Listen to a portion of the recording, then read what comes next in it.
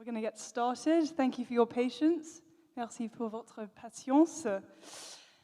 Hello and welcome to Saturday evening at Festival America. I'm Alice McCrum, Head of Cultural Programming at the American Library in Paris. Tonight, along with Jonathan Franzen, Karl Marlantes, and Viet, Nguyen, we will tackle the question, immense as it is enduring, of literature as it relates to politics. Et voilà, là je vais parler en français.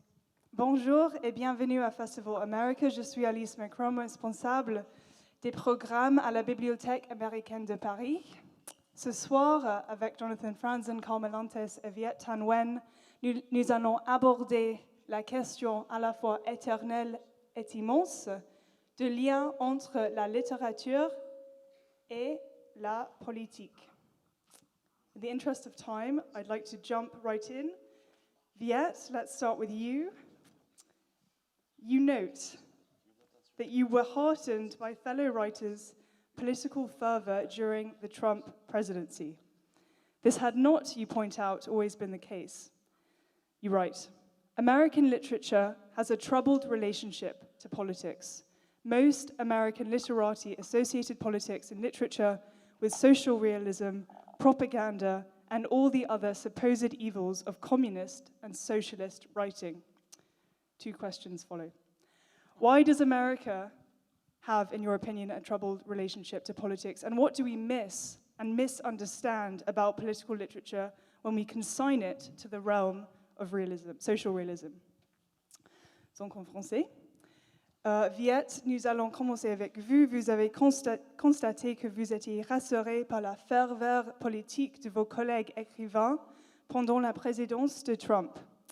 Cela n'a pas toujours été le cas, précisez-vous. La littérature américaine a une relation trouble avec les politiques, écrivez-vous. La plupart des intellectuels américains ont associé la politique en littérature au réalisme social, à la propagande et à tous les autres, disons, mots de la littérature communiste et socialiste. Il y a donc deux questions. Pourquoi la littérature américaine a-t-elle, selon vous, une relation trouble avec la politique? Et qu'est-ce que nous manquons et ne comprenons pas à propos de la littérature politique lorsque la définissent comme du réalisme social? Thank you. I think one of the problems in discussing politics and literature is what we mean by politics. So of course, politics is a vast range of different possibilities, and I think there is a lot of politics in American literature, especially when it comes to these issues that are now called wokeism, issues around race, class, gender, these kinds of issues, sexuality, and so on. And so we have many American writers who are writing on these kinds of issues.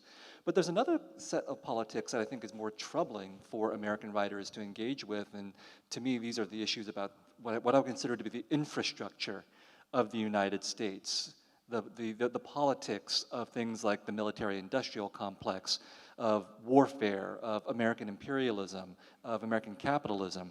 Those issues, for a number of reasons, I think, are difficult for a lot of American writers to confront. We're discouraged from talking about these things because they form the mainstream consensus of what the United States is supposed to be, the so-called American dream. So the kind of politics that tinkers with the American dream to make it more inclusive, let's have more people of color, let's have more women, let's have more queer people. That is controversial enough as it is, but still more manageable than saying, well, maybe we should disarm the United States. Maybe we should reconsider spending $1 trillion on the American military. Those kinds of questions are not really confronted as much in fiction. I think they are confronted in nonfiction and essays and things like that. But in fiction, it's much less the case. And then you asked about... I'm so excited talking about this topic. I totally forgot myself. I'm sorry. Bon, alors, quand on parle justement de la littérature politique, il faudrait peut-être tout d'abord définir ce que nous entendons par la politique. Qu'entendons-nous par ce qui est politique dans la littérature? Et je pense qu'aux États-Unis maintenant, il y a ce que nous appelons le wokeism. Alors, il y a beaucoup de sujets tels que les questions de race, de genre, de sexe, etc., qui sont des sujets utilisée par des écrivains américains. Et donc, quelque part, c'est une expression politique de ces idées. Mais quand on regarde les autres questions qui concernent vraiment la base, les fondements des États-Unis, qui concernent par exemple son rôle en tant que pays de capitalisme, d'impérialisme, un pays avec un complexe militaire et industriel extrêmement fort et qui est un pays relativement guerrier, eh bien, ce sont des questions qui sont beaucoup plus difficiles à adresser et à traiter parce que ces questions correspondent au rêve américain. Et donc, ce n'est pas du tout aussi facile pour les écrivains de s'exprimer sur ces questions, au moins dans la fiction. Il y en a beaucoup plus qui l'écrivent dans la non-fiction ou dans les essais, mais essayer d'exprimer ces idées dans la fiction, ça devient beaucoup plus difficile. And then just to answer the second part of your question, and I'll be short and quick. Not quick. Form. You talked about realism. Social realism. What's that? Social realism. You know, I think that form is also political as well. And of course, the stereotype in the United States is that political fiction is this social realism. I don't have a problem with that. But I also think fiction that is experimental, that does different things with language, that does different things with structure when it comes to the novel, that can be political too. I'll just give one example from my own experience, which is in writing The Sympathizer, my first novel, the way I ended it was very deliberate. It's a novel about a communist spy who becomes disillusioned with the communist revolution. When that's a kind of a common political genre in American literature or Western literature. The expected result is that the disillusioned communist will go to the United States and become converted to the American dream. But deliberately ended the novel so that we don't have that return to America. We don't have that embrace of American individualism. And it was a direct response to Ralph Ellison's Invisible Man, in which we have the same narrative of disillusionment with revolution and a turn to American individualism.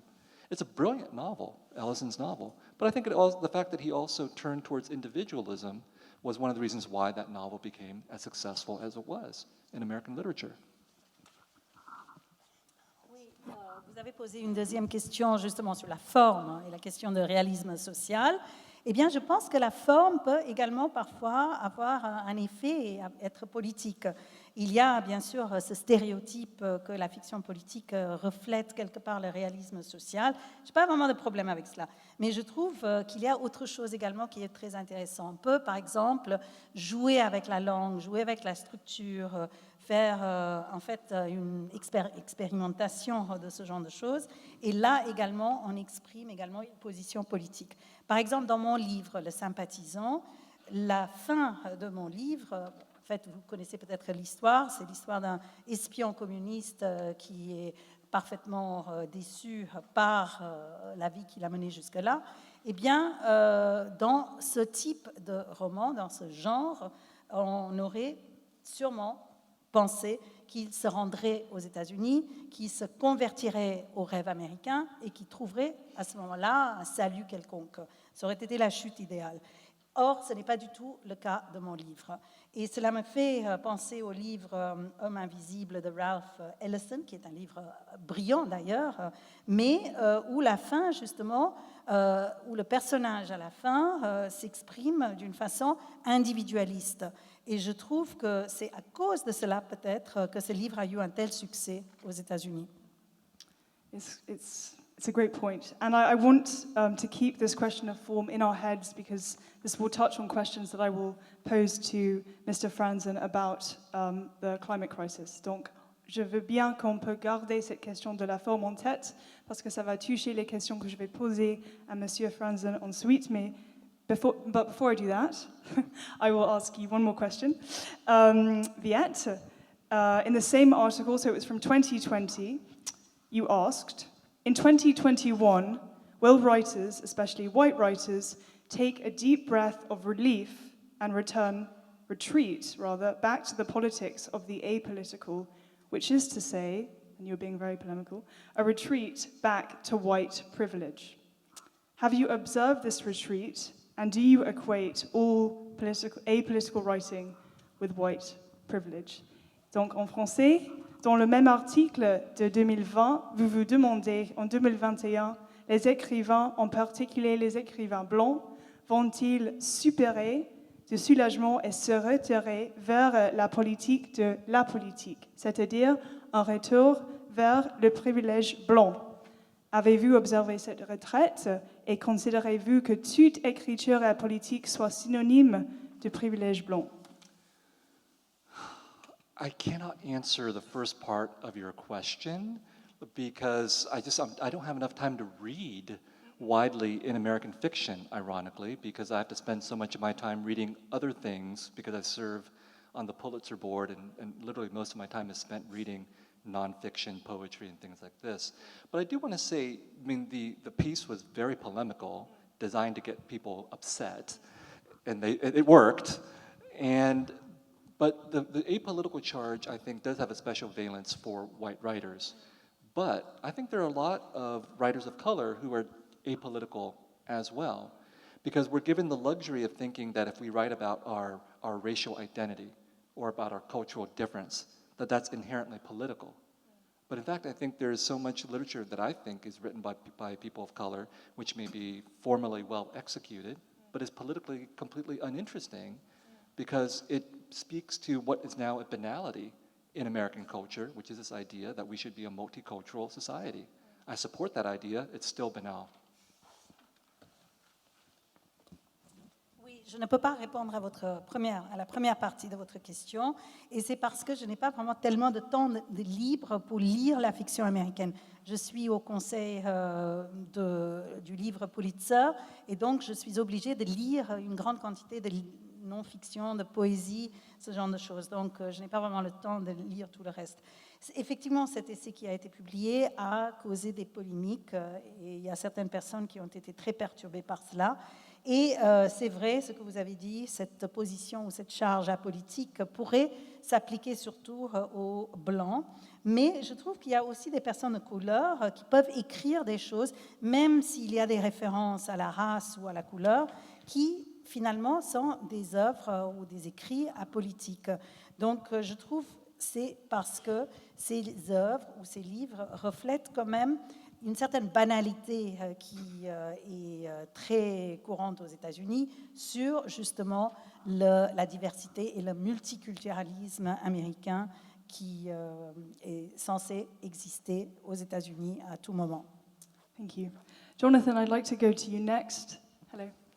To put your views on political writing in conversation with those of Viet. You wrote several years ago that though the realist writer can play a useful and entertaining role in violently breaking the spell of reading, something about this position, writer as possessor of truth, writer as epistemological enforcer, has come to make you feel uncomfortable. You write, I've become more interested in joining the characters in their dream and experiencing it with them and less interested in the mere fact that it's a dream. Would you still make the case for fiction as enchantment, as escape in these terms? In other words, might we argue that some literature should remain apolitical? Et le français. Jonathan, je veux passer à vous parce que j'aimerais comparer votre point de vue à celui de Viet. Vous avez dit il y a plusieurs années que bien que l'écrivain réaliste puisse jouer un rôle utile et divertissant en brisant le charme de la lecture, l'écrivain, en tant que possesseur de la vérité, en tant que force épistémologique, vous avez mis mal à l'aise. Vous écrivez, je suis devenu plus intéressé par le fait de rejoindre les personnages dans leurs rêves et le vivre avec eux, et moins intéressé par le simple fait que c'est un rêve. Il y a deux questions. Est-ce que vous défendrez encore en ces termes la fiction comme enchantement, comme évasion? Autrement dit, pourrait-on dire que certaines littératures devraient rester apolitiques? There's a lot to cover and not much time to cover it tonight. A small response coming off Viet. First of all, I'm very happy to be here with both of you. Viva l'America for a few days here. I actually think that political writing pretty widely in America is often associated with absurdism and not with social realism. If you look at magic realism in Latin America, that was often associated with an anti-authoritarian stance. If you look at Ismail Kadare in Albania, or if you look at the American postmoderns, who were actually writing systems novel and trying to take on the totality of the American infrastructure, those were often, frankly, form-busting, absurdist texts. Part one. Eh bien, tout d'abord, je suis très heureux d'être avec vous ici ce soir. Et votre question couvre un champ énorme, mais nous n'avons que très peu de temps. Et donc, surtout, je vais faire une réponse courte après que Viet se soit exprimé. Et je suis très heureux d'être ici dans ce festival, et donc pour quelques jours, Viva l'Amérique. Les écritures et les écrivains, la littérature politique américaine touchent souvent à l'absurdisme. Si on prend en compte le réalisme magique, qui est la littérature un petit peu ailleurs, il y a d'autres auteurs aussi, des auteurs anti-autoritaires comme Ismail Kadare, que nous connaissons tous. Mais quand on en vient aux écrivains américains, il y a effectivement, lorsqu'on en vient aux romans anti-système ou systématiques, à ce moment-là, on tombe véritablement dans des textes absurdes. Part two. If you're in the mindset wherein politics is the master narrative, everything is political, and you cannot actually write an apolitical novel, which is kind of what Viet is saying. If you say you're apolitical, from a political stance, you're not. But I'm not sure that actually goes for the subjectivity of the writer doing it. Pause. Bon, la deuxième partie de ma réponse porte sur l'état d'esprit. Si vous considérez que la politique est la narration maître dans le domaine de l'écriture, il n'y a pas de roman apolitique, puisque tout sera politique. Et là, pause. I'm a political person, but I'm also involved in literature, and I think if you step back, there's an important question to be asked, which is, how useful is literature politically? And to answer that question, I think you need to ask, who reads literature and why? If I have time, I can identify 3 audiences for literature. But for now, I'll just say, I don't know lots of people who pick up a book feeling, I'm kind of benighted today. I'm stupid about the American system. I'd like to find some political enlightenment, so I'm going to read a novel. That's just not something you hear very much. Or I have very strong opinions. I'd like to have those changed by reading some literature. Just, again, not something you hear so much. So I can get into my analysis of the 3 audiences, but maybe we won't have time and I won't have to. Bon, moi je suis quelqu'un de politisé, mais je m'implique dans la littérature. Et là, je pose une question importante. Quelle est l'utilité de la littérature en politique? Qui lit de la littérature et pourquoi? Et là, je peux déterminer, si j'avais le temps d'élaborer un petit peu et de développer, 3 types de publics. Je vais vous dire tout d'abord que je ne connais pas de gens qui vont se dire je suis totalement idiot en ce qui concerne la connaissance des systèmes politiques américains. Alors, pour me former, je vais lire un roman. Je n'en connais pas. Ou alors, quelqu'un qui dirait « j'ai des convictions politiques extrêmement fermes et pour m'en changer, je vais lire un roman. Et là, je pourrais peut-être commencer à développer les 3 publics. It's great that your interpreter also gives the affect of your responses.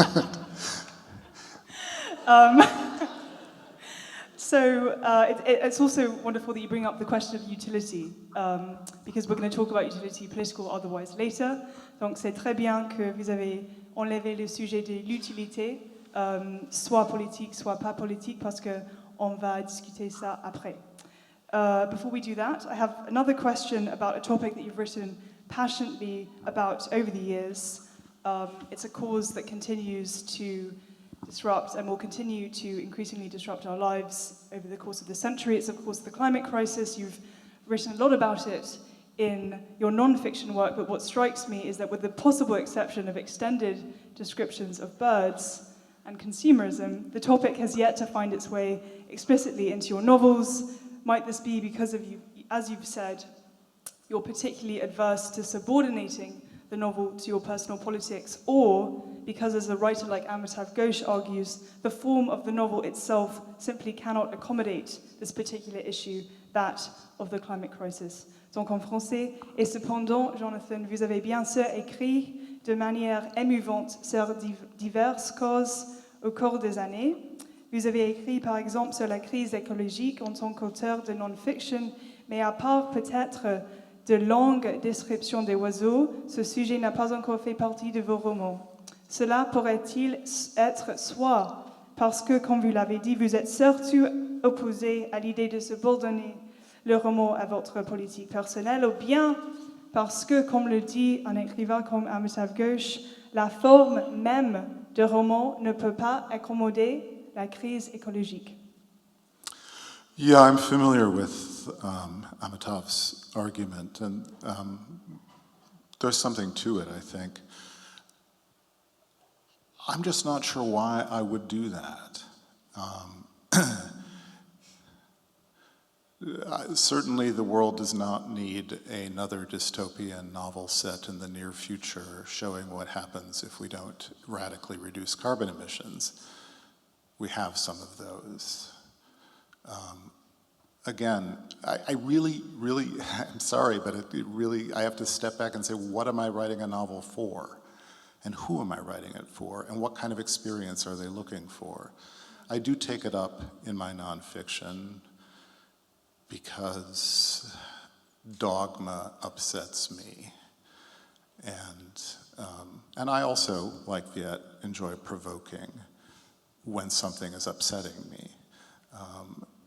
And in fact, a great discovery for me was that I could also write nonfiction. I didn't just have to write novels, and that some of these things that make me angry, I didn't have to try to shoehorn into an organism that was going to reject it. I could actually let it live as nonfiction. Bon, en ce qui concerne les questions de l'environnement et de l'écologie, je ne sais pas pourquoi je devrais le faire. Pourquoi est-ce que je devrais écrire une dystopie de plus sur ce qui arriverait si on ne réduit pas nos émissions de carbone? Je pense que nous avons déjà ce qu'il faut dans ce domaine. Mais pardonnez-moi, mais il faut que je revienne à la question précédente et me poser, moi, cette question. Pourquoi j'écris et pour qui? En fait, quand j'écris de la non-fiction, je le fais parce que les dogmes, si l'interprète peut se permettre, me foutent les boules. J'aime provoquer, certes. Et c'était pour moi une découverte que cette écriture possible, pour moi, de la non-fiction. Et je ne vois pas pourquoi j'essaierais de faire rentrer à toute force ces idées dans un ouvrage de fiction, alors que je peux très bien le faire en écrivant quelque chose qui relève de la non-fiction. So now, of course, and I possibly wanted to do this at the beginning, but it does all turn on how we define politics, as Viet said, and how we define literature. Donc, toute la discussion reste sur comment on va définir la littérature et la politique. Avant de faire ça, before possibly doing that, Karl, I'd like to go to you. It has been said of the Vietnam War, in which you fought and about which you have written, there's no such thing as a kind or gentle war, but the sheer brutality and hopelessness of Vietnam set the tone for American conversations about war and foreign policy for decades after. How do you think your writing, a major interlocutor in these conversations, influenced the debate? Et en français, j'ai presque oublié. Quand on va passer à vous, on a dit de la guerre de Vietnam dans laquelle vous avez combattu et sur laquelle vous avez écrit, il n'y a pas de guerre gentille ou douce, mais la brutalité absolue et le désespoir du Vietnam ont donné le ton aux discussions américaines sur la guerre et la politique étrangère pendant des années. Comment pensez-vous que votre écriture a influencé le débat? Well, I don't know if it's influenced the debate at all, and I don't actually care. My story about Vietnam was about what it's like to be 19 and thrown into that situation. And, you know, when you're 19 and thrown into that situation, politics is irrelevant. You're there, it's too bad. You wish it weren't. But I focused on the character, and I never intended to add to or subtract from the debate about whether the war should have been fought. Part one.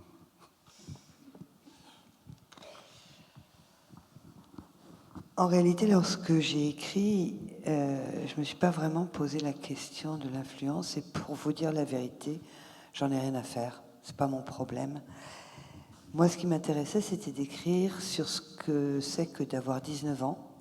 D'avoir 19 ans et de se retrouver jeté dans le grand bain, de se retrouver jeté dans cette guerre sans trop rien comprendre. Donc, j'ai vraiment voulu mettre mon personnage au centre. Et c'est de là que je suis partie. Donc, pas forcément parler de la question d'influence.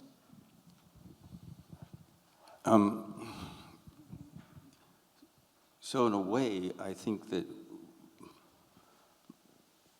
what I want to accomplish when I'm writing a novel is to not have any particular position that is completely conscious about, you know, well, this is a bad thing or a good thing.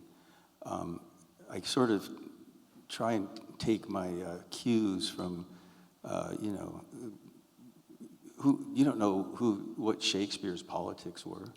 Was he pro-king? Was he anti-king? Was he gay? Was he gender fluid? Was he, you know, you don't know. We don't know anything about him. You know, I mean, you know, and so I kind of go like, that's pretty good writing. I mean, you know, is King Lear a political piece of work? No, it's about an old man who's you know, giving up power and maybe being stupid about it. So I tend to take the view of, you know, what's the motivation for writing, and I don't particularly have a political agenda when I write. I try to create characters, and my view of literature is that it's one of the very few art forms where the reader can enter into somebody else's skin.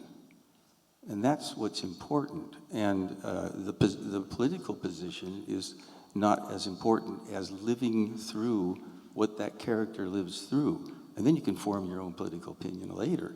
But the writer's job is to engage you in identifying with a character and then seeing the world through their eyes, something that is very unlikely to happen without literature.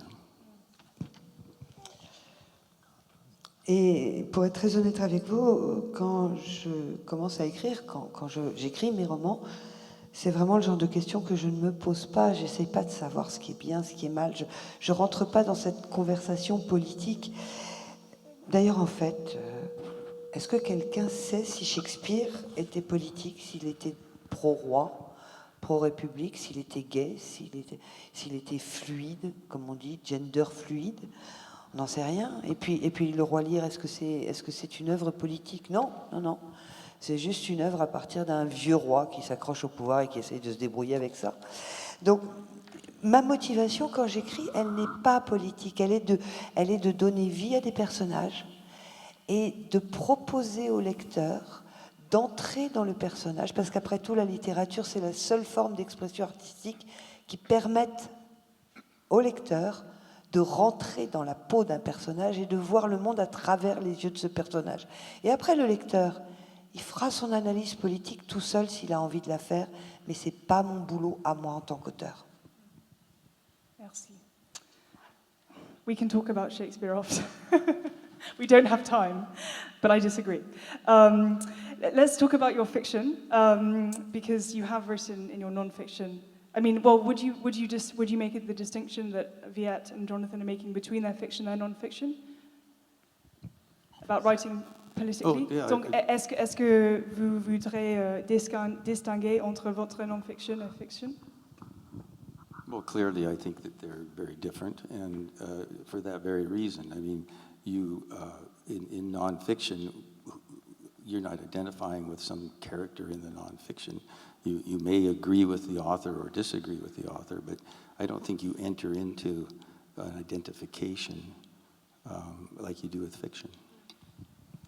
La réponse est très clairement oui, il y a une énorme différence, et pour la simple raison que dans la non-fiction, il n'y a pas la proposition de s'identifier à un personnage. Alors soit vous êtes d'accord, soit vous n'êtes pas d'accord avec l'auteur, mais on ne vous propose pas de vous identifier au personnage. Okay, so I'd like to ask you about your fiction, therefore. Much like Viet's narrator, The Man of Two Faces and Two Minds, your experience of war was ambivalent in the true sense of the word. You write, "Never have I felt closer to God and more baffled by the problem of evil. In that temple, I experienced transcendence and morality, ecstasy. I also experienced flawed humanity and raw savagery." You add, "We must be honest and open about both sides of war." How does literature help us see both sides of war and indeed any subject? And how can literature help us understand war's costs, as you put it, not just in terms of death and dollars, but also in terms of shattered minds, souls and families? Donc en français, tout comme le narrateur de Viet, l'homme aux deux visages et aux deux esprits, votre expérience de la guerre était ambivalente. Vous écrivez, "Je me suis jamais senti aussi proche de Dieu et aussi perplexe face aux problèmes du mal. Dans ce temple, j'ai connu la transcendance et la moralité, l'extase.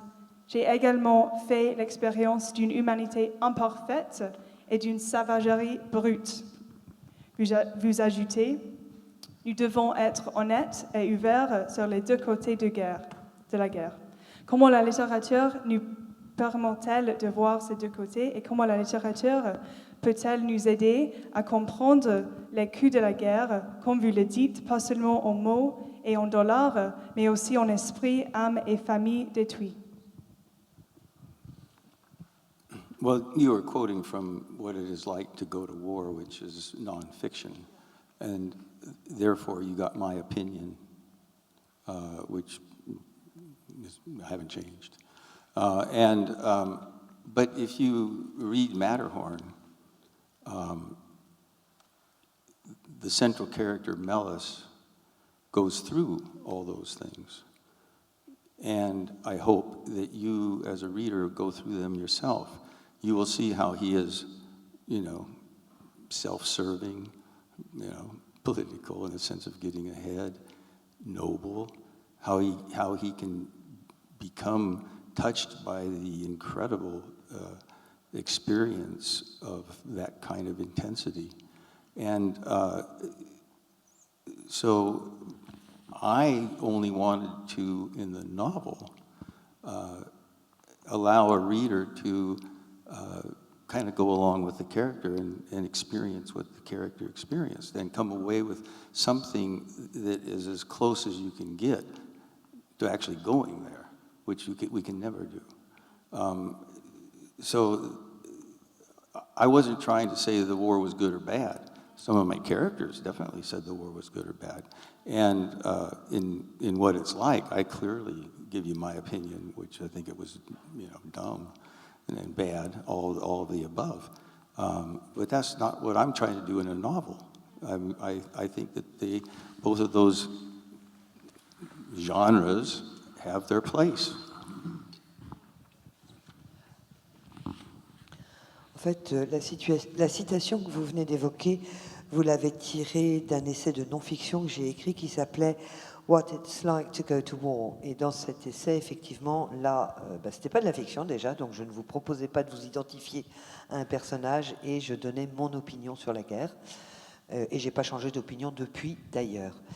En revanche, dans le premier roman que j'ai écrit, qui était Mattenkorn, là, mon personnage principal fait l'expérience de cette situation de guerre.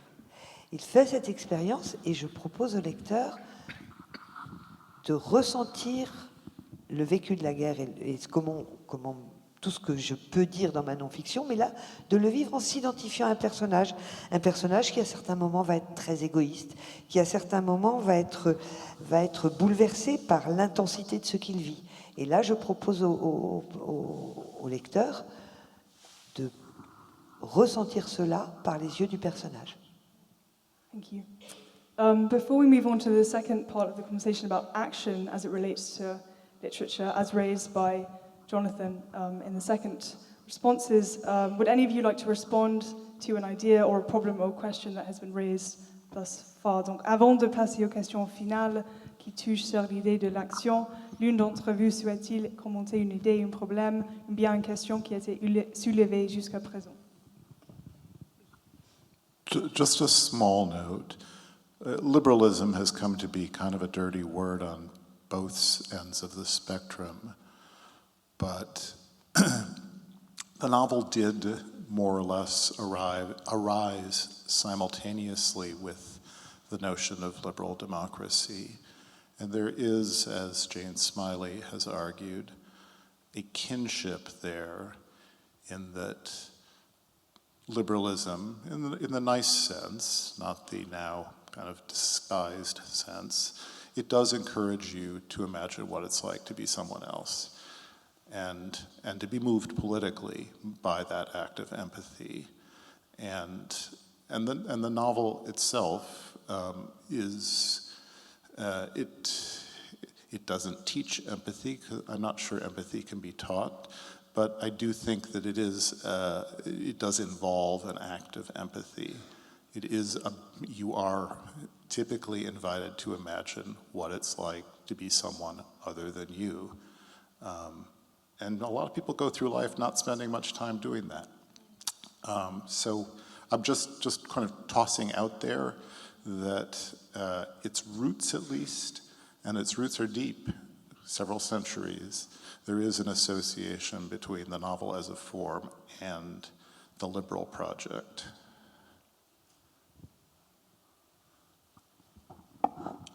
Je voudrais en fait ajouter une notule, parler de libéralisme. Aujourd'hui, le libéralisme est devenu un gros mot. Libéralisme, je pense que c'est entendu dans le sens américain du terme. La notion de démocratie libérale, telle que John Smiley la définissait, cette question de jumelage entre le libéralisme et le progressisme. Et c'était un encouragement à imaginer être de façon empathique quelqu'un d'autre.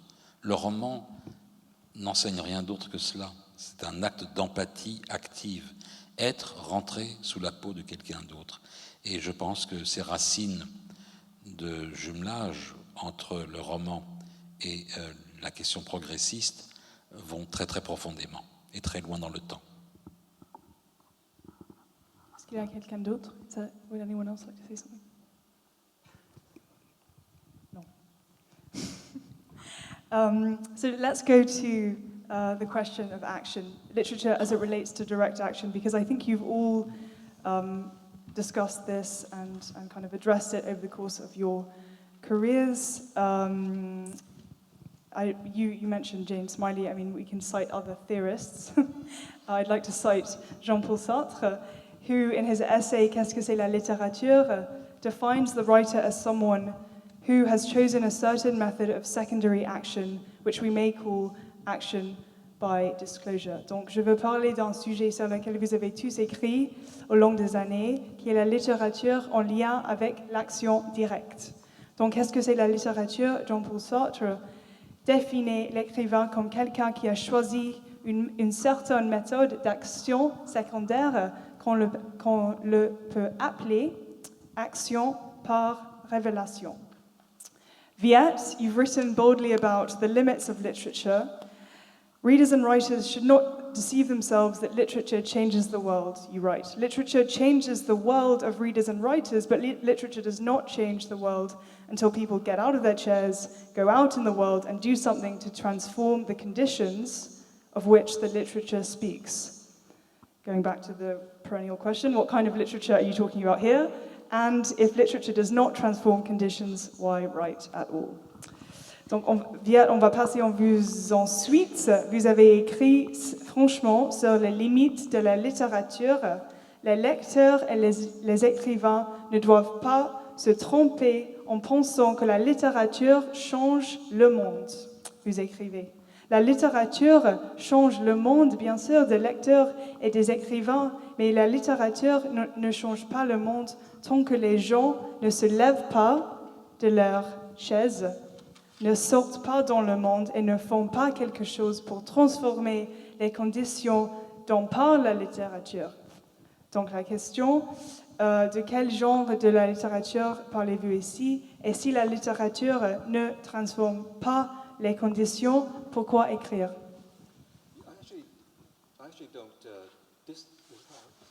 I actually don't disagree with Jonathan's position that that literature doesn't necessarily have a political function, right? And of course, I fell in love with literature because literature was beautiful. And literature's political function for me as a young refugee growing up in San Jose, California, was to save my life. You know, that I could watch my parents suffering, you know, being these refugee grocery store owners, working constantly and having survived the Vietnam War and fled from it. And it was a terrible existence. And so literature saved my life because of the stories that I read. And I wanted to be a writer. But at the same time, you know, I couldn't think about writing fiction and going home to my refugee shopkeeper parents and saying, "Hi, Mom and Dad, I want to be a writer." You know? And in order for me to make that step, in order for me to think about how I could take the beauty and power of literature as art and turn it into politics, I had to think about people like Sartre. I had to think about what is the relationship of literature to politics and action? That in some ways, I thought that my existence as a writer was made possible by a previous history of literature and politics in relationship to each other. So that when I started writing my fiction, people did not look at me and think, who is this? What is an Asian American writer? We've never heard of an Asian American writer. Because for 100 years in the United States, there had been Asian American writers. So their very existence and the books that they wrote in conjunction with Asian American political movements cleared the territory for someone like me. And so I write my books, and I unlike maybe perhaps Karl and Jonathan, I have a political fantasy that literature can be turned into a political form. Maybe I'm deluded, but that's my fantasy. But I also think that the literature has to take place in relationship to social and political movements that are happening out there. Part one. Eh bien, je ne suis pas vraiment contre l'avis de Jonathan, en fait, ce qu'il a dit sur le rôle ou la fonction politique de la littérature.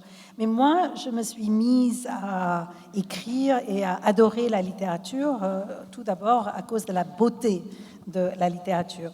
Et en fait, en tant que jeune réfugiée à San José en Californie, c'est la littérature qui m'a vraiment sauvé la vie.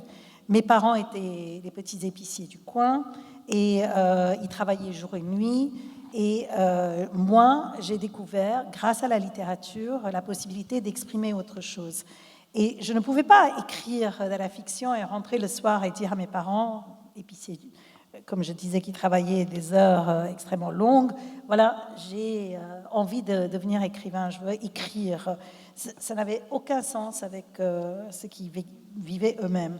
Donc, il fallait que je me réfère à d'autres qui avaient fait cela avant moi, Sartre et d'autres, qui avaient réussi justement à mettre la littérature dans un contexte politique.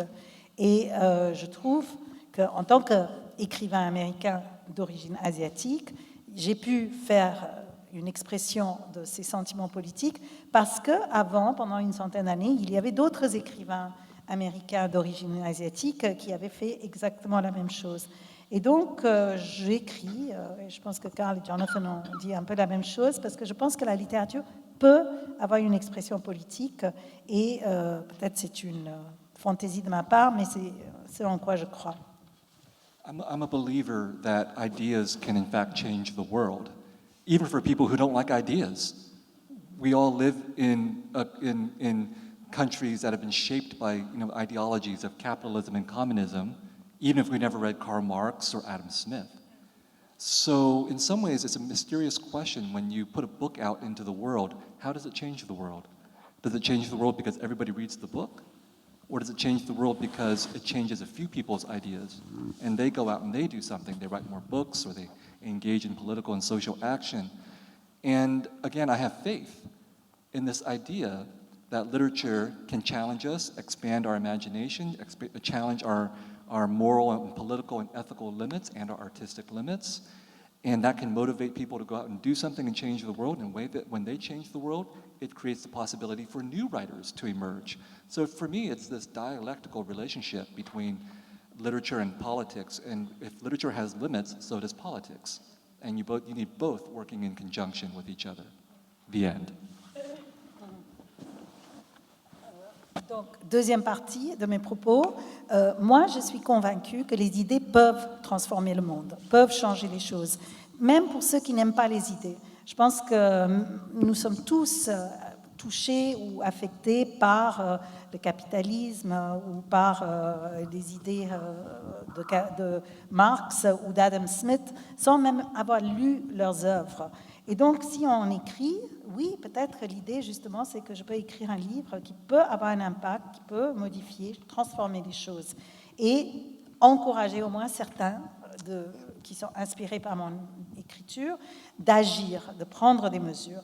Et je pense que si certaines personnes agissent et font quelque chose pour changer le monde, remettre en question certaines positions éthiques ou morales ou artistiques, eh bien, cela peut aussi mener à d'autres changements plus profonds. Donc, je pense qu'il y a une vraie dialectique entre la littérature et la politique, mais les deux ont des limitations. La politique a ses limitations aussi. Thank you. Jonathan, I'd like to go to you next, to also think about this idea of the impact of literature, to which you alluded at the beginning in conjunction to questions of readers and audience. You described writing an article about the environmental situation in China. The article, you said, emerged from questions that you were asking yourself: how can I keep sitting in my room struggling with fiction when there is so much wrong in the world? Only after the China piece, you write, failed to find a discernible audience or have any discernible impact, did I get it through my head that I might actually have more effect on the world by retreating to my room and doing what I was put on earth to do. Can you tell us about the impact of literature as it relates to, as you say at the beginning, possible readers and audience? Et en français, vous avez décrit la composition d'un article sur la situation écologique en Chine. L'article, vous avez dit, est issu de la question suivante: comment puis-je continuer à me mettre dans ma chambre et à me débattre avec la fiction alors qu'il y a tant de choses qui ne vont pas dans le monde? Vous ajoutez que ce n'est qu'après que l'article sur la Chine a échoué à trouver un public notable ou à avoir un impact notable que je me suis mise en tête que je pourrais avoir plus d'effet sur le monde en me retirant dans ma chambre et en faisant ce pourquoi j'ai été mise sur terre. Donc, quel est l'impact de la littérature selon vous? I fear we're at risk of the worst outcome of a panel where all three panelists agree with each other. So I feel I should try to differ in some slight ways. to justify the summoning of this panel. Bon, je sens qu'on risque le pire là, parce qu'il va se trouver que tous les 3 membres de cette table ronde convergent vers les mêmes opinions. Donc, moi, je me dois de diverger. So I began as a systems novelist, and a particular bugaboo was late capitalism, consumer capitalism, and that kind of morphed in the 90s into a specific issue with techno-consumerism. And I continue to think that there is something terrible about the nexus of technology and money and media. Pause.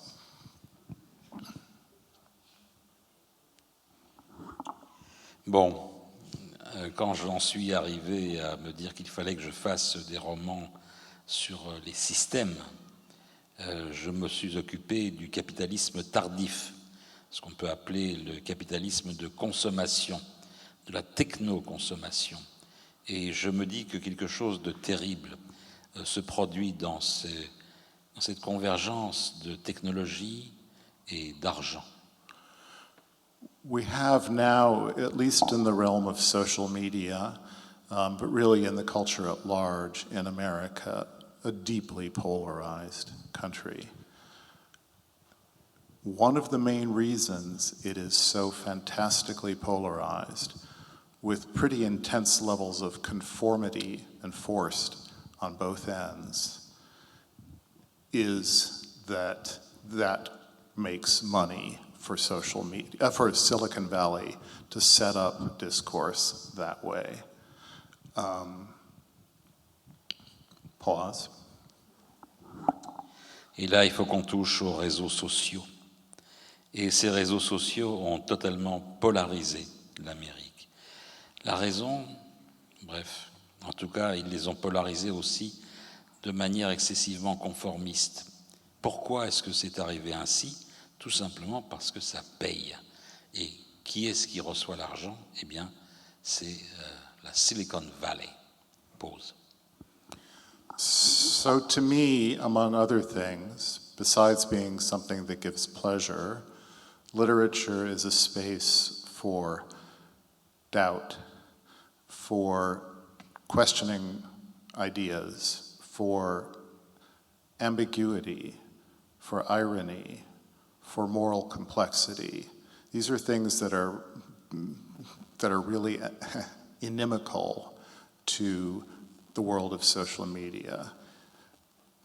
And it may be a small political act, but if it depends on how you define politics. But if you are identifying the techno-consumer machine as a big problem in the world, then to contribute to a space where people who are frustrated, who feel at home at neither end of the angry spectrum, a place where they can go and actually be human beings, complicated, full of doubt, curious, all of those things. That to me is like as political as I can be, basically, is to resist the crowd in that way and try to write literature for individuals as an individual. Full stop. Thank you. Alors, à quoi sert la littérature ? C'est l'espace du plaisir, c'est l'espace du doute, c'est l'espace du questionnement, de l'ambiguïté, de l'ironie et de la complexité en termes de morale. Et encore pour parler des réseaux sociaux, même si c'est un acte politique minime, mais que font les gens qui sont frustrés par les deux aspects de cette conformité qui est celle des réseaux sociaux ? Où aller pour être tout tout simplement un être humain, eh bien ça aussi, c'est poser un acte politique, c'est résister à la foule, c'est la littérature comme quelque chose écrit par un individu pour des individus. Oui. Nothing more. It was a full stop. Ah non, c'était un point final. So Karl, I'll pose the same panel-enforced question to you. Et donc, Karl, je vais poser la même question à vous. Well, you know, I was just thinking, I'll go way out on a limb here, but I don't think the Odyssey changed Greek history a bit, or an iota. And it was dealing with something very different. And you can read it on the level of, there was this, boat trip, and a guy goes home, that's level one. The other, you could read it as a warrior returning home and having to shed certain psychological attitudes, which took him a long time and lots of problems before he was able to return to his home. Or you can see it as a spiritual journey, that the person could not touch his own soul, Penelope, until he had cleared the suitors out of the way, which is his own inner conflicts and his own inner demons. All of those things are very valuable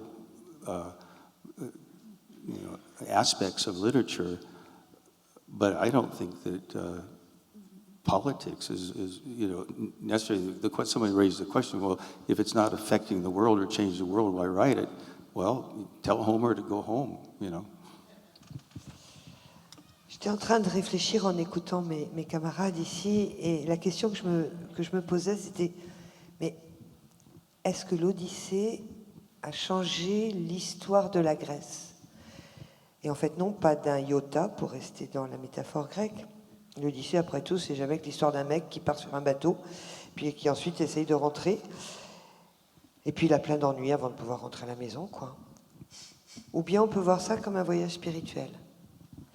Et là, ça devient l'histoire d'un homme qui ne peut déclarer son amour à Pénélope avant d'avoir réussi à combattre ses propres démons. Et c'est peut-être en ça que ça permet de changer le monde. Alors maintenant, si la littérature, ça ne change pas le monde, vous dites à Homer de rentrer chez lui. It's really interesting that you bring up this idea of coming home, because that's what struck me about your work and everything I was reading around it, is that I think that your experience first on the battlefield and then going to the page puts pressure on this boundary that we've set up between direct action and Sartre's secondary action.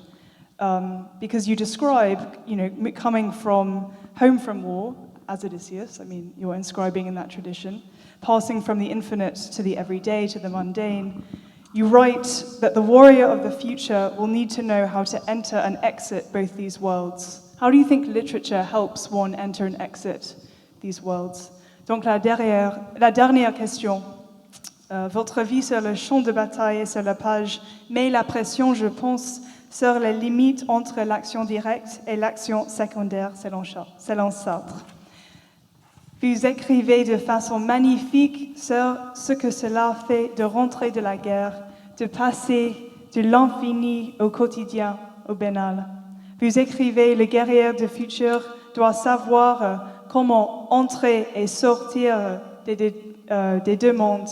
Dites-nous comment la littérature vous aide à vous déplacer entre ces deux mondes. Well, I don't know if it helps anybody at all. It helped me to write it. I think that what we're dealing with, in my view of literature, is your own human growth and change, and entering into a story and entering into the skin of other characters.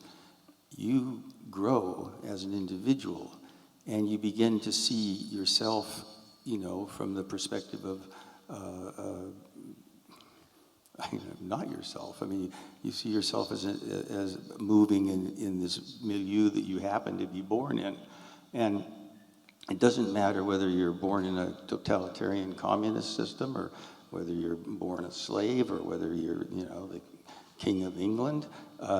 You have to go through these human issues of dealing with mortality and dealing with impending death and dealing with unfairness and dealing with, loving your child or your child hating you for something, or all these human things are very, very important to the individual becoming bigger, more conscious. And that struggle is, can be impeded by, horrible politics. But I don't think that the writing of that is as important as the growth of the individual, who will have to deal with that growth no matter what the situation they're in. So I think that's where I land with the value of literature. If you want to write a political book, write The Grapes of Wrath. That's a great book, But there's other things to write. Or King Lear. Je ne sais pas si ça aide les autres, mais en tout cas, moi, ça m'a aidé d'écrire sur la guerre. La valeur de la littérature, pour moi, c'est de permettre à l'homme de grandir. C'est de permettre à l'homme de grandir en se voyant dans tous les personnages qui sont écrits sur une page. Moi, je me suis vue évoluer dans le milieu dans lequel j'ai grandi, et chacun peut se voir évoluer dans le milieu dans lequel il a grandi, qu'on soit roi, qu'on ait été élevé dans une famille communiste ou dans un palais, peu importe. Ça nous permet de gérer et de nous confronter surtout à des grandes valeurs de la vie, que sont l'injustice, la mortalité, l'amour, la haine, l'amour de ses enfants, les difficultés avec ses enfants. Et tout ça, ça nous permet de grandir. En tout cas, moi, ça me permet de grandir. Et après, qu'il y ait de la politique ou pas, je ne sais pas, mais pour moi, c'est vraiment ça la valeur de la littérature. Thank you very much. Can we have a big round of applause, please, for tonight's guests, Viet, Nguyen, Marlantes, and Jonathan Franzen. Thank you. Thank you for the great moderation, too. And a reminder, I would be remiss to say, and probably not ever invited back, either as a spectator or as a moderator, that their recent books, Faire, bientôt éclater la terre, ou Calmement levé, Crossroads aux éditions d'Olivier et Le Dévoué aux éditions Belfort, sont toutes disponibles, all available to buy, and I encourage you to buy them. Thank you. Bonne soirée. Merci et bonne soirée.